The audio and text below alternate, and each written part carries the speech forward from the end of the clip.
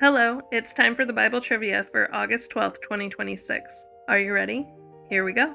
Using a card from Bible Trivia, the game where trivia is not trivial. Old Testament. What act prompted the writing of Psalm 51, a prayer for mercy? The answer is David's adultery with Bathsheba and/or the arranged death of Uriah. History and geography. Which king of Judah was in power when Babylon conquered the northern kingdom, but delayed invasion of Judah by paying tribute to Babylon?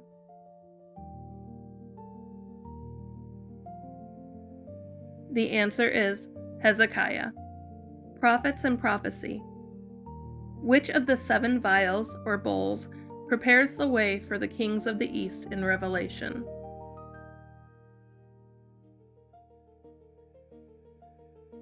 The answer is 6th, found in Revelation 16:12. Names.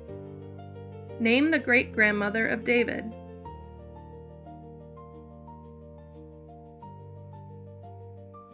The answer is Ruth, found in Matthew 1:5-7.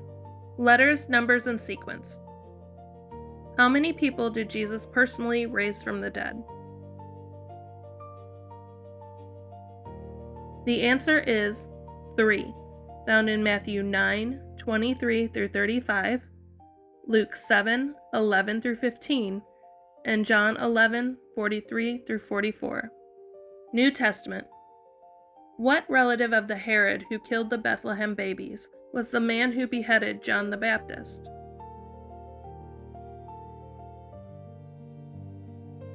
The answer is son. Final category is wisdom. In which book does Paul discuss speaking in tongues?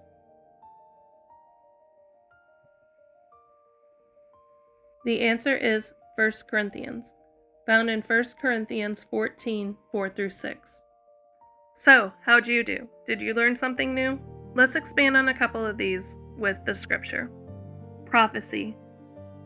The 6th angel poured out his bowl on the great river Euphrates, and its water was dried up to prepare the way for the kings from the east.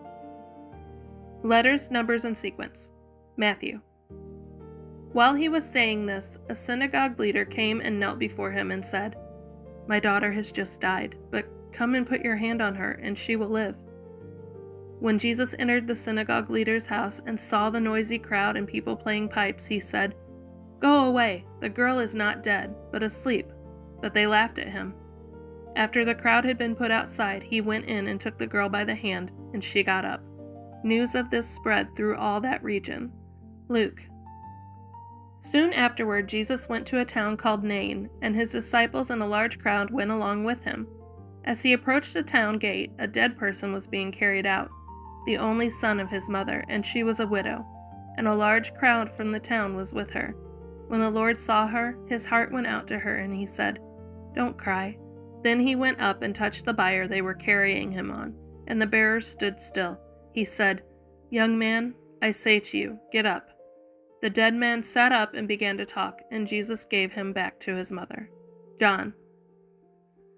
Jesus, once more deeply moved, came to the tomb. It was a cave with a stone laid across the entrance. "Take away the stone," he said.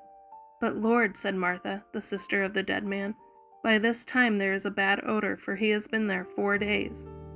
When he had said this, Jesus called in a loud voice, "Lazarus, come out!" The dead man came out, his hands and feet wrapped with strips of linen and cloth around his face. Jesus said to them, "Take off the grave clothes and let him go." And Paul wrote that he would rather have you prophesy than speak in tongues, because when you prophesy, you are edifying the church.